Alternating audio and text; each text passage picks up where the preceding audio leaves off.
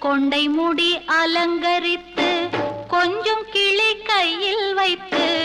அஞ்சுக மொழி உமையாள் வீற்றிருந்தாள் அந்த அழகிய மாநகர் மதுரையிலே